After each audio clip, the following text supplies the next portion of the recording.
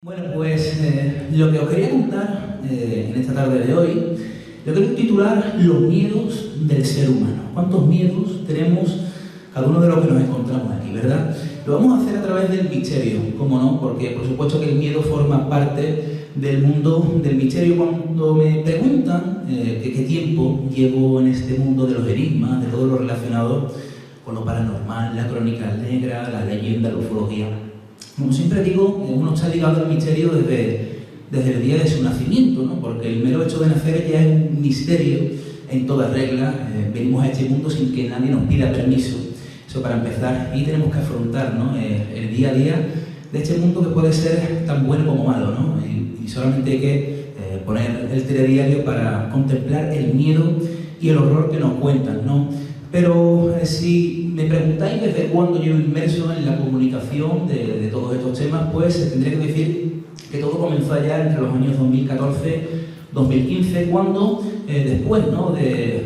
Obviamente yo soy un aficionado, soy muy aficionado al mundo de la radio, de la lectura, de todos estos temas relacionados con el misterio, pero allá para el año 2015 decidí adentrarme en el mundo de la radio, y de esta forma nació El Lado Oculto. El Lado Oculto, un podcast en donde nos reuníamos, ¿no? Un grupo de amigos. Primeramente comencé de una manera muy peculiar, de solitarias maneras, con un pequeño micrófono en mi casa, y ahí comencé a lanzar palabras, ¿no? Tiempo después se fueron uniendo buenos amigos, hasta que fueron numerosos. Ahí tenemos al compañero José Luis Montes saludando, el cual esta mañana ha estado contando esa experiencia de viaje astral, ¿no? Que él tuvo.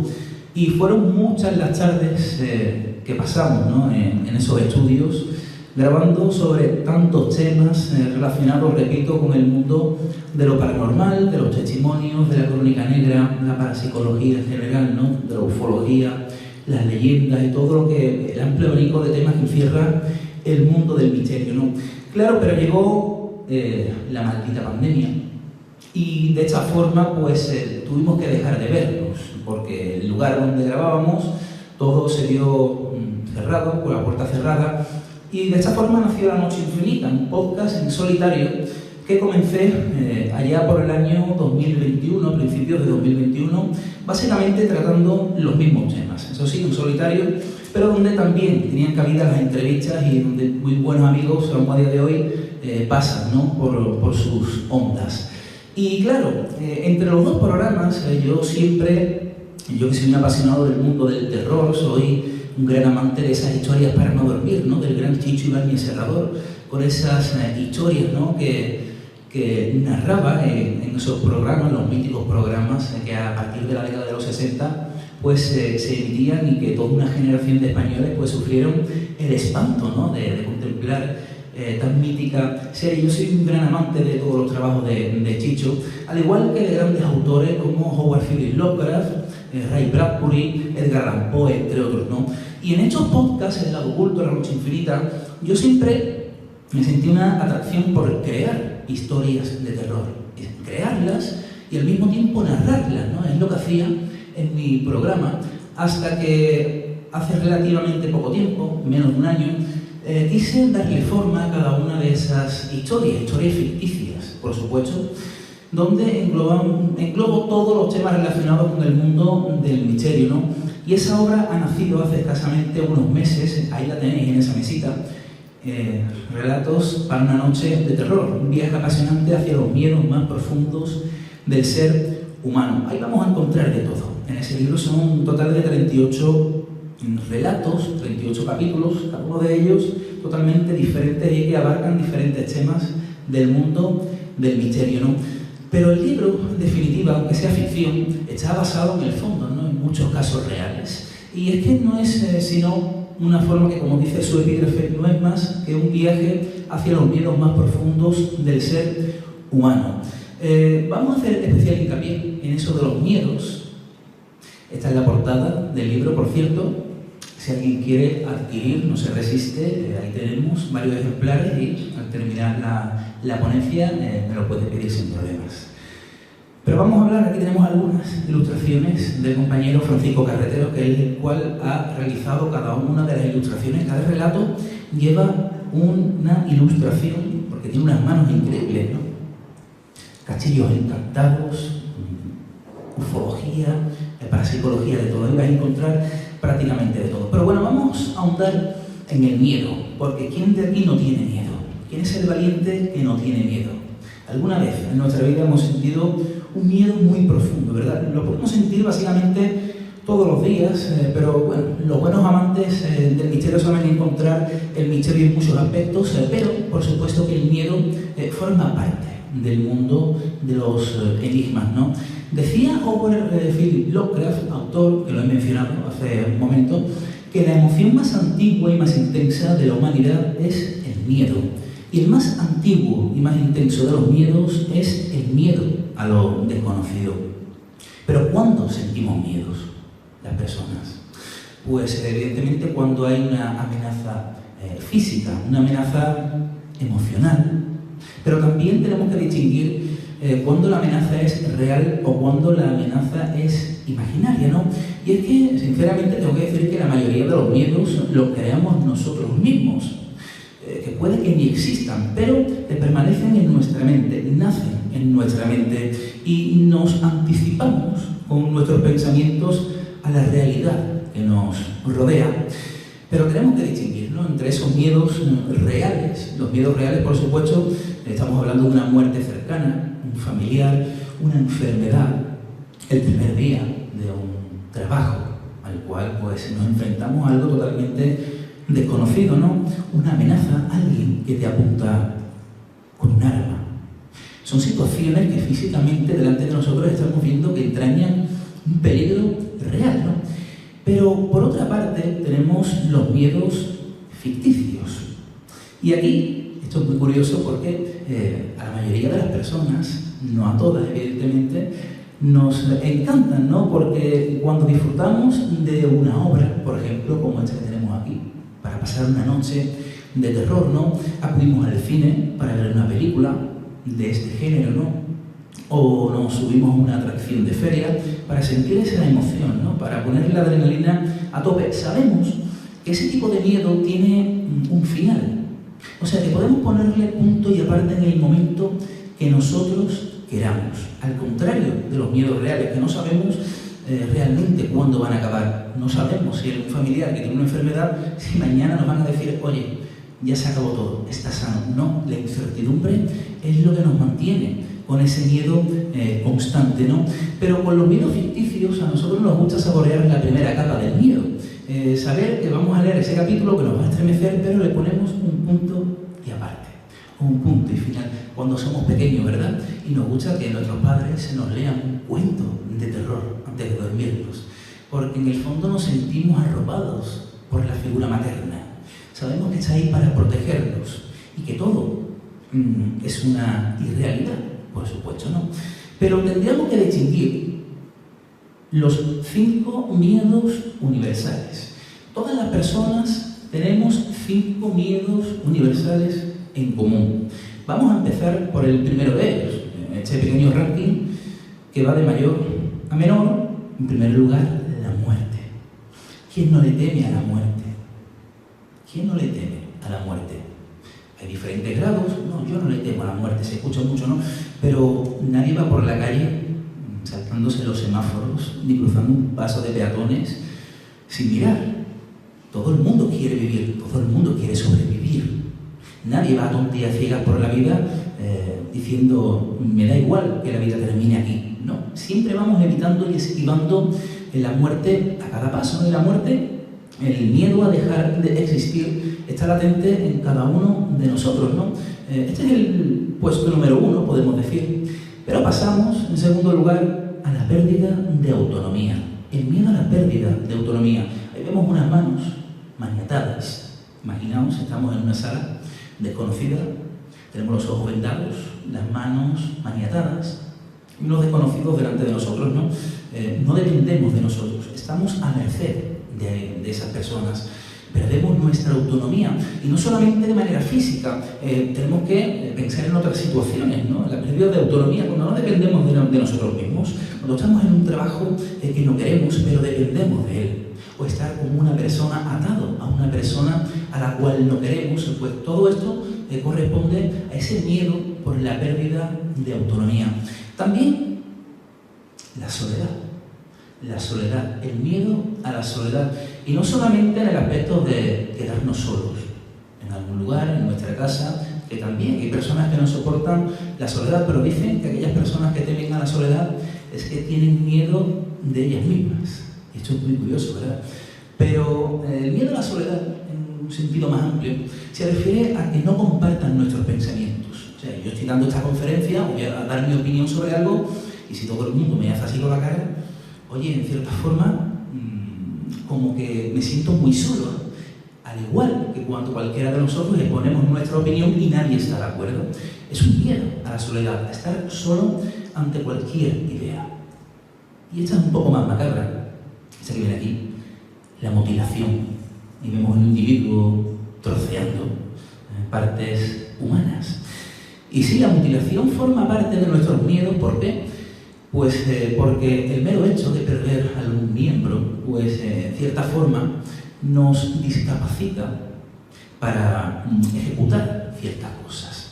Desde tiempos ancestrales, el ser humano necesitaba sus dos piernas para huir en caso de peligro o sus dos manos para cazar. Así que en nuestros genes pues llevamos muy aferrado eso del miedo a la mutilación, oye, de no perder ningún miembro para poder defendernos. Y ya por último, tenemos la pérdida del ego.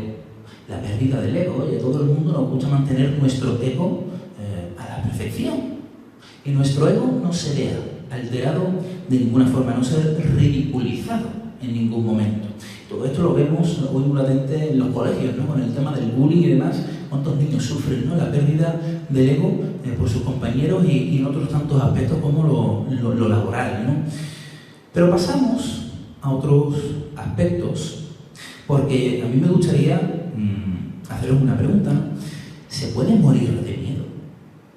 Morir de miedo.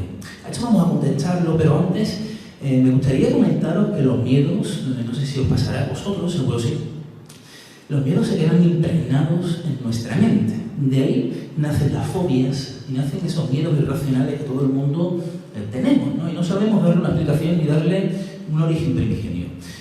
Os voy a contar un caso de por qué, ¿no? Esos miedos se quedan impregnados. Es el caso de una paciente la cual padecía amnesia. Y resulta que esta chica acudía semanalmente a la consulta de su psiquiatra. Y esta chica, de una semana a otra, de una visita a otra, no recordaba absolutamente nada, no recordaba a su doctor. De una semana a otra, ella tenía cita. Imaginaos, los jueves, pues de jueves a jueves, aquel doctor tenía que presentarse a la chica. Hola, soy tal. Esta chica con amnesia lo olvidaba todo. Así un día, otro día, una semana, otra semana, hasta que a aquel psiquiatra se le ocurrió algo muy ingenioso y al mismo tiempo un poco violento. Resulta que siempre que la chica entraba, él se presentaba, hola, soy el doctor tal, y le estrechaba la mano. Pues resulta que en una de esas consultas le estrechó la mano, pero él se guardó aquí una especie de pincho, y le dio la mano a la paciente. La paciente comenzó a gritar, casi sangrando. ¿Pero qué hace? Fijaos, a la semana siguiente volvieron a tener consulta. Ella no recordaba absolutamente nada. Y cuando el doctor se fue para ella, para presentarse de nuevo, al estrecharle la mano, la chica se negó. No le dio la mano. Fijaos hasta qué punto se quedan impregnados los miedos en nuestra mente. Esta chica tenía amnesia, pero precisamente para el miedo que le había causado ese pinchazo que le dio aquel psiquiatra, pues aquello se le había quedado impregnado en la mente, ¿no? Pero bueno, decía si se puede morir de miedo. ¿Se puede morir de miedo? Es algo muy curioso y fijaos, os voy a contar una opinión, ¿no?, de un especialista, según Robert Glatter, un especialista del Hospital Lenox de Nueva York. Él afirma que sí, que es posible morir de un ataque de miedo. El miedo es una respuesta de nuestro sistema nervioso ante una amenaza que provoca un aumento en los niveles de adrenalina en el organismo. Y la consecuencia es que se incrementa el ritmo cardíaco, las pupilas se dilatan y aumenta el flujo sanguíneo a los músculos. Así que esa dosis extra de adrenalina pone a nuestro organismo en posición de alerta, ya sea para enfrentarnos a un peligro o para huir de él. Pero vamos a llevarlo a un caso práctico, hecho de si se puede morir de miedo realmente. Fijaos que para probar una teoría, un científico de Phoenix, allá por Arizona, en Estados Unidos, él necesitaba a un voluntario para un experimento extremo. Y lo consiguió, él consiguió en una penitenciaría de San Luis, en Missouri, y se trataba de un condenado a muerte que sería ejecutado en la silla eléctrica. Entonces, este doctor le propuso participar en un experimento científico en el cual se le realizaría, fijaos, un pequeño corte en el pulso, a esta altura de la muñeca, lo suficiente para gotear su sangre, para hacer gotear la sangre. El preso, fijaos, tenía la posibilidad de sobrevivir. En caso contrario, fallecería con una muerte sin sufrimiento ni dolor. O sea, fallecería desangrándose, pero una muerte muy lenta y que, por supuesto, no iba a sufrir, ¿no? El condenado, en este caso, aceptó porque era preferible eso a morir en una silla eléctrica, ¿no? Que es algo mucho más desagradable y violento, y además tenía una oportunidad de sobrevivir, por supuesto. Total, que el prisionero fue colocado en una cama alta, algo parecido como tenemos en esta imagen. Fue colocado en una cama alta de un hospital y amarraron su cuerpo para que no pudiera moverse. Lo tenían inmovilizado. Y le hicieron un pequeño corte en la muñeca, abajo del pulso, ¿no? Y fue colocada, quedado con esto, una pequeña válvula con un líquido sobre una vasija de aluminio. Y le dijeron que tras hacerle el corte, él oiría gotear su sangre. El corte, por supuesto, como estaréis imaginando, fue superficial. El corte fue superficial y no alcanzó ninguna arteria ni ninguna vena, pero fue lo suficiente para que él sintiera que le habían cortado. O sea, ahí no hubo corte ninguno. Es como si a cualquiera de vosotros os cierren los ojos, os dicen que os van a realizar un corte, pero realmente no os cortan nada. Es la sensación que tenéis. Pues este preso sintió que le habían cortado, pero no lo hicieron. Y sin que él lo supiera, debajo de la cama había un frasco de suero con una pequeña válvula, como he comentado, de suero. Al cortar el pulso, ficticiamente, fue abierta la válvula del frasco para que él creyese que era su sangre la que caía en la vasija. Y cada 10 minutos, el científico, sin que el condenado lo viera, cerraba un poco la válvula y el goteo disminuía. Mientras tanto, el condenado creía que era su sangre la que estaba cayendo en ese momento. Pues con el pasar del tiempo fue perdiendo color, cada vez más pálido. Y cuando el científico cerró por completo aquella válvula, pues el condenado tuvo un paro cardíaco y murió. Murió sin siquiera haber perdido una gota de sangre. Para que veáis hasta dónde puede llegar nuestra mente, la sugestión, el poder que tiene la sugestión y nuestras creencias. No somos lo que creemos. Y este condenado, a través de este ejemplo, de este maravilloso caso, que me parece increíble, ¿no? Muy pragmático de lo que es la mente humana y hasta dónde pueden conducirnos los miedos, ¿no? Murió creyendo que había muerto desangrado sin perder ni una gota de sangre. Pero bueno, dicho esto, aquí vemos un pasillo, un pequeño, una pelota. Una imagen un poco escalofriante, ¿verdad? Y más escalofriante será cuando cuente la historia que se encuentra detrás de esta imagen que la he diseñado yo, inspirándome en este caso que os voy a contar. Veréis, en Jerez de la Frontera, gracias a Rutas Misteriosas, pues somos testigos de muchos casos, ¿no? Siempre me gusta invitar a los asistentes, oye, si tenéis alguna experiencia que contar, igual, que digo a los que estamos aquí, ¿no? Si tenéis alguna experiencia interesante relacionada, ¿no?, con lo extraño, lo podéis compartir, ¿no? Y así lo hacen muchas personas. Así que antes de comenzar las rutas, un cierto día me reuní con una persona que trabaja a día de hoy en el hospital de Jerez de la Frontera, un hospital que comenzó su funcionamiento a finales de los años 60, principios de los años 70.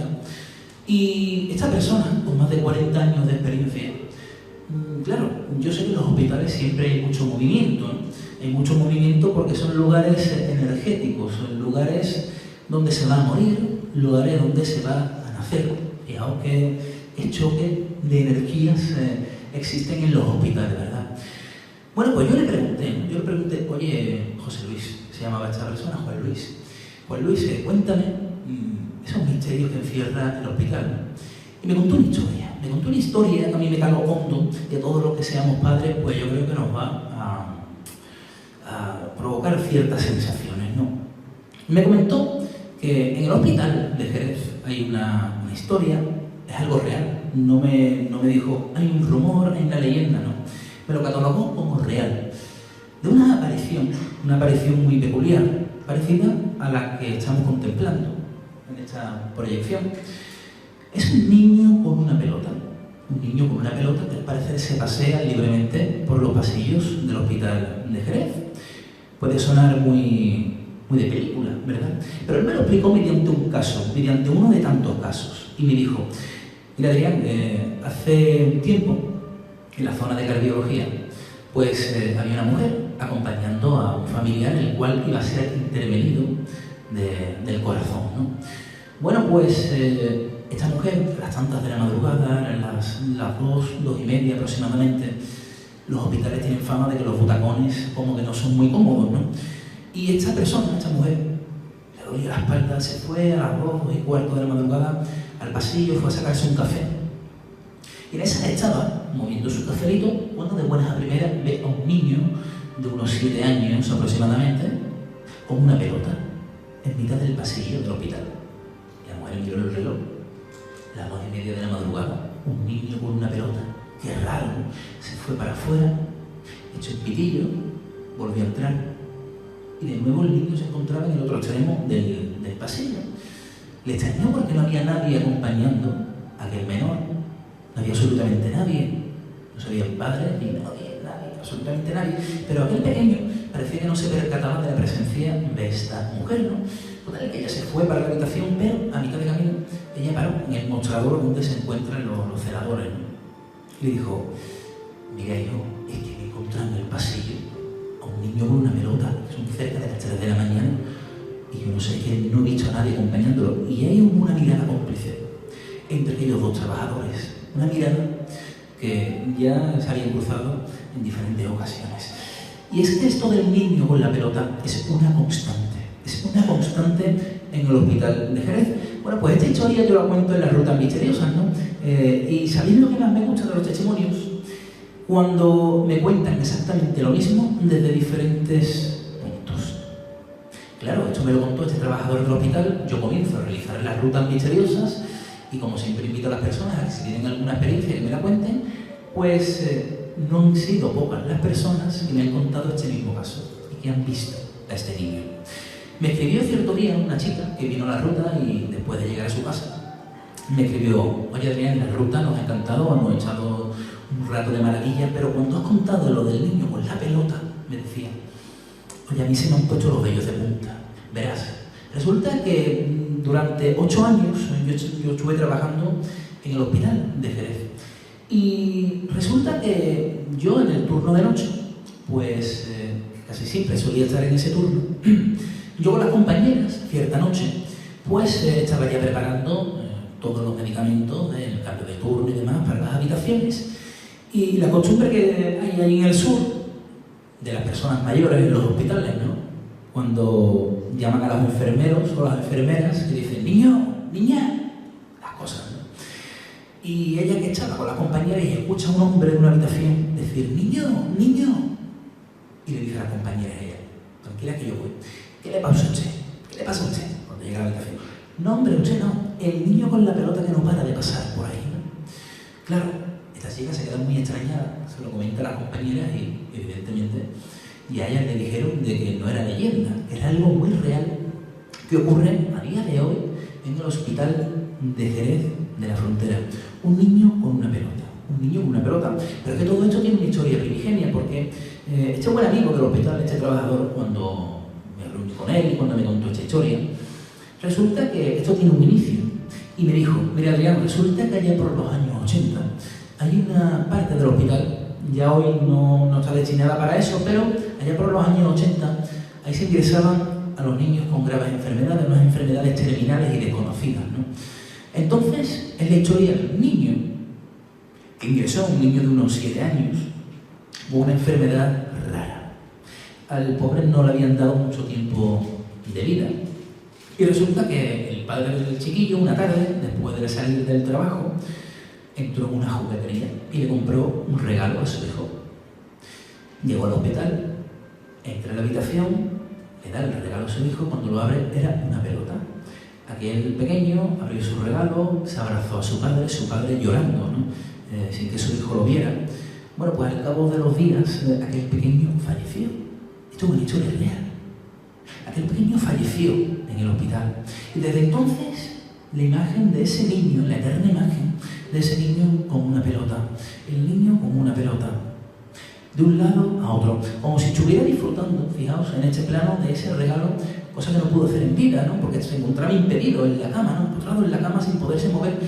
Y desde el plano en el que se encuentra ahora, pues disfruta con ese regalo que le hizo su padre, ¿no? Y aquí me podría llevar casi el resto de la conferencia contando diferentes puntos de vista de este niño con la pelota, porque yo os digo que no son pocos los casos que nos han contado, ¿no? Esa experiencia con el niño con la pelota, el niño con la pelota. Lo voy a contar una chica, una familiar del compañero José Luis, pues resulta que esta chica, oye, ni había ido a las rutas, ni es aficionada a estos temas, ¿no? Y el padre de ella, resulta que este hombre pues estuvo ingresado en el hospital, estuvo muy grave, y resulta que este hombre se recupera, y mi compañero José Luis, al cabo del tiempo, pues le pregunta a la hija, que estuvo de visita en su casa, oye, ¿tu padre está bien, no? Sí. Oye, ¿tu padre vio algo? ¿Vio la luz al final del túnel, no? Y le digo a esta chica, ¿qué va? Mi padre no vio nada, pero yo sí lo vi, José Luis, yo sí lo vi. Le dice el compañero, ¿tú qué viste? Porque esta chica estuvo muy malita hace un tiempo, ingresada con meningitis, ¿no? Y dijo, Pepe, yo lo que vi fue un niño con una pelota. Claro, cuando le digo a José Luis, el niño con la pelota, José Luis me llama corriendo. El niño con la pelota, bueno, ¿y qué viste? Aroa se llamaba esta chica, ¿no? ¿Y qué viste? Pues resulta que esta chica no vio al niño como tal, pero vio en la pared reflejado perfectamente la silueta de un niño correteando detrás de una pelota. Oye, que no deja de ser inquietante, pero que es otro testimonio más que se suma a este caso del niño con la pelota en el hospital de Jerez de la Frontera. Yo, como siempre digo, ¿no? Los asistentes, ¿no? Cuando vienen a las rutas y, oye, que si me tienen que contar alguna historia de hospital, que sean las que menos, que no tengamos que ir al hospital para nada, a no ser que sea para un nacimiento o para una alegría, ¿no? Pero bueno, pasemos al siguiente caso. Y aquí ya vamos a hablar de un encuentro en carretera, en toda regla. Este sí me lo contaron en la ruta. Este caso fue muy impactante, sobre todo por la sinceridad con la que el testigo nos lo contó. Porque cuando ves el miedo, y ya que estamos hablando de los miedos, ¿no? Estos casos son desconocidos para nosotros, nos provocan cierto miedo, ¿no? Cuando ves el miedo reflejado en la cara de las personas, pues es cuando tú dices, oye, es que aquí hay más, ¿no? Aquí hay algo más de lo que me estás contando, ¿no? Este chico finaliza la ruta y se viene con su pareja para nosotros y nos dice, oye Adrián, te voy a contar una experiencia. Venga, adelante. Y me dice, mira, resulta que hace un par de años, pues íbamos en el vehículo, mi mujer, mi cuñada y yo, 3 testigos en el coche, íbamos a un campo en la cercanía de Jerez de la Frontera para divisar la lluvia de las Perseidas, que tiene lugar en el mes de agosto. Que con el calorcito apetece, pues estas personas en aquella madrugada pues disfrutaron de la lluvia de las Perseidas, mirando para el cielo. Bueno, ya cuando venían de vuelta, eran casi las 3 de la madrugada. Y ahí fue donde les ocurrió algo. Y estamos hablando de 3 testigos. Ellos iban conduciendo dirección Jerez por una carretera cercana a una pedanía que se llama Guadalcafín. Y resulta que en mitad de la carretera, en la lejanía, a menos de 1 kilómetro, ellos observan algo. A lo que parecía un hombre bajado de una bicicleta, como estamos contemplando ahí, ¿no? He intentado recrear fielmente el testimonio de esa persona, ¿no? Un hombre bajado de una bicicleta en mitad de la calzada, en la misma carretera donde ellos se encontraban. Era una carretera de doble sentido. Pues esta aparición tuvo lugar precisamente en el lugar donde ellos se dirigían, ¿no? Qué raro, un hombre con una pelota, con una bicicleta, perdón. Estoy mezclando lo del niño de la pelota. Un hombre bajado de la bicicleta. Lo raro era que no se movía, que no estaba cruzando, sino que estaba quieto, estático. No se movía. Conforme se iban acercando, pues ellos decían, oye, si está ahí parado, el coche, digamos que le alertará, ¿no? Ellos no se movía. De hecho, un camión que venía en dirección contraria, pues le hizo las luces incluso, o sea, que se había percatado también de aquella figura, de aquella entidad o lo que fuera. Lo cierto es que pasa el camión y ya ellos incluso cuando se fueron acercando, pues fueron divisando algunos rasgos de aquel ser. O mejor dicho, que no tenía rasgos, que era como una especie de maniquí, así me lo describían, ¿no? Cuando me mencionan la palabra maniquí, me pusieron los vellos de punta, ¿no? Una especie de maniquí sosteniendo una bicicleta. Y no era una broma pesada, porque ellos veían de qué se trataba, oye, de una persona, pero que no era persona al mismo tiempo. Era lo absurdo, ¿no? Tuvieron incluso que bordear el sentido contrario de esa carretera para sortear aquella figura. Bueno, continuaron el camino. Él, que iba al volante, continuó mirando por el espejo retrovisor y las 2 chicas, su mujer y su cuñada, con la vista vuelta atrás. ¿Sabéis lo que ocurrió con el vehículo que venía detrás? Que lo traspasó, literalmente. Que traspasó aquella figura. Y esto es algo que este chico, cuando nos lo estaba contando, tenía las lágrimas saltadas. Y como siempre digo, el miedo se refleja en la cara de las personas. Porque por mucho que yo os quiera contar, por mucho que lo leamos en un libro, por mucho que lo veamos en un reportaje, nada como escuchar al propio testigo. Y ni siquiera el testigo en muchas ocasiones es capaz de transmitir el miedo que sintió en aquel momento. Es algo muy difícil, pero por supuesto que en muchas ocasiones ocurre lo absurdo, ¿no? Vamos con otro caso. Aquí estamos viendo algo que todo el mundo tenemos, ¿verdad? Un teléfono móvil. ¿Quién no tiene un teléfono móvil hoy día? Bueno, pues dentro del mundo de la transcomunicación instrumental, del mundo de las psicofonías, parafonías, como lo llamaba el amigo Germán Cargumosa, pues hay de todo. Y yo creo que la transcomunicación instrumental, fijado que se está adaptando a los nuevos medios, si tenemos que querer que las entidades, esas almas que se encuentran en el otro lado, quieren establecer un contacto directo con nosotros, pues qué mejor que utilizar las nuevas tecnologías, ¿no? ¿Y por qué no? El WhatsApp, los grupos de WhatsApp. ¿Quién no tiene aquí un grupo de WhatsApp? Con la familia, con los amigos, todos, ¿verdad? O casi todos. Son medios donde interactuamos con muchas personas y demás. Bueno, pues el siguiente caso está muy ligado a esto del WhatsApp. Mensajes del otro mundo a través de un grupo de WhatsApp. No os lo creéis, yo tengo aquí incluso el documento sonoro, lo vamos a escuchar. Pero por supuesto, esto tiene su historia y una vez más es un testimonio. Un testimonio que en los tiempos donde realizábamos el lado oculto hace ya algunos años, pues un testimonio que nos llegó de manos de un buen amigo, un jerezano. Él tenía aproximadamente 58 años y resulta que su madre había fallecido a finales del año 2016.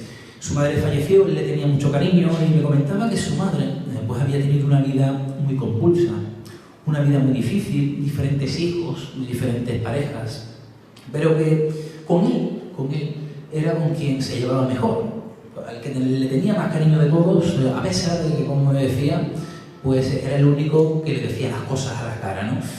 Su madre se llamaba Rafaela, quedamos con hecho, pero cariñosamente todos la llamaban Rafi. Quedaos con esto porque es muy importante para lo que vais a escuchar, ¿no?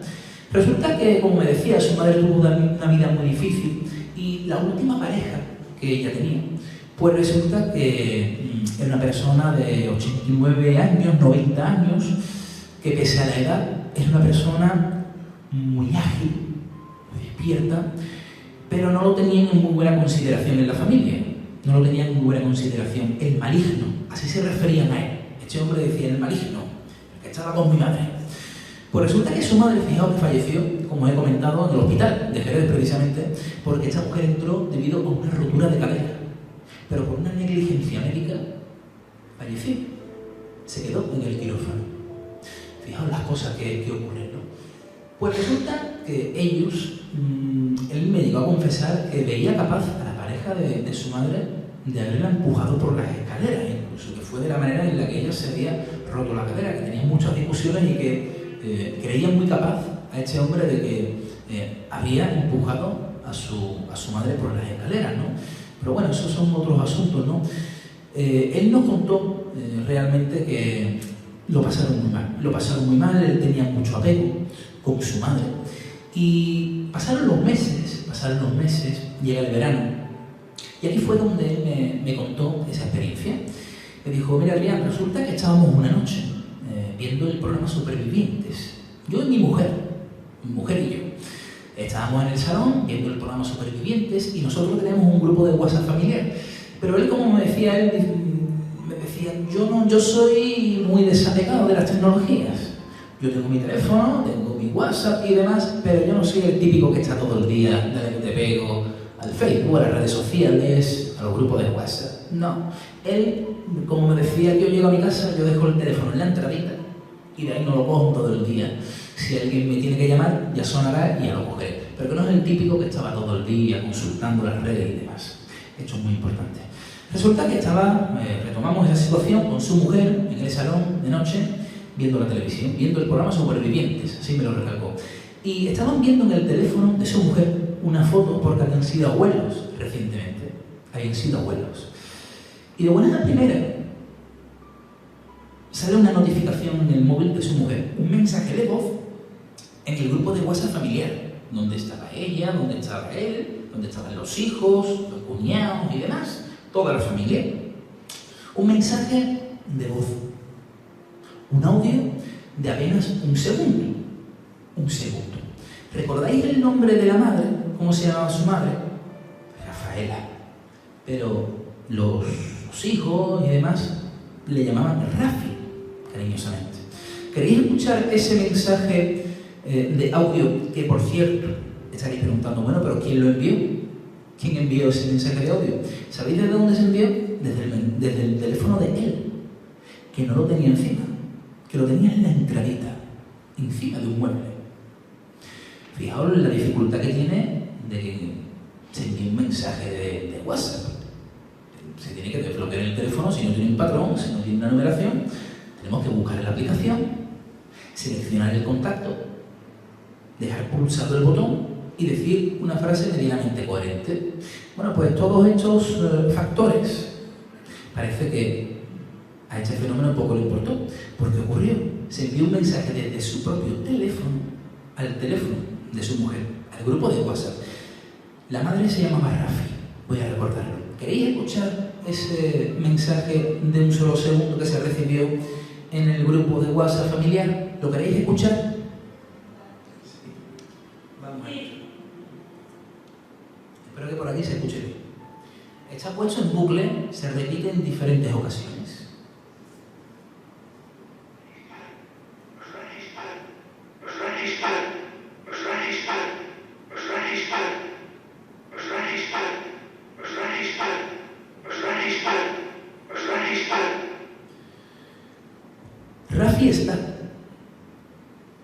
Rafi está. Claro, cuando escuchan este mensaje, para empezar se quedan extrañados de que se había enviado desde el teléfono de él, que no lo tenía encima, que lo tenía justamente en la entradita, justamente encima de uno de los muebles. Segundo, que el mensaje dijera esa frase: Rafi está. Rafi está. Hicimos un programa con este testigo, un programa de radio, y estuvimos entrevistando a Aldo Linares, precisamente, y tratamos este caso con él. Y como él decía, bueno, Rafi está. Conociendo el caso y demás, conociendo el nombre de la madre, evidentemente lo que uno piensa es Rafi está. Parece que llega a decir racista, pero no, por la entonación, evidentemente Rafi está. Vamos a escucharlo de nuevo para que recibáis esa voz.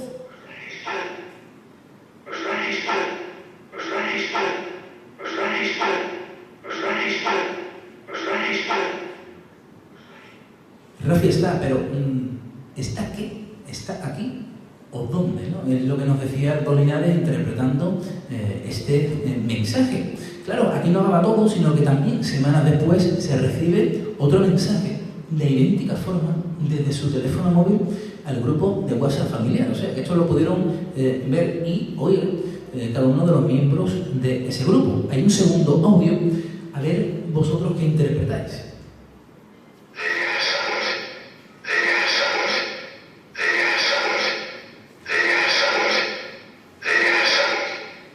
¿Habéis entendido algo? Ella está. Hay diferentes interpretaciones, ¿eh? Cuando lo ponemos en la ruta, lo que me encanta es que cada uno dice una cosa. Me encanta, pero si pegamos el oído, ciertamente es como si dijera ella está. Muchos dicen, afinan el oído mucho más, yo soy muy malo para las psicofonías, que dicen ella está ahí, pero básicamente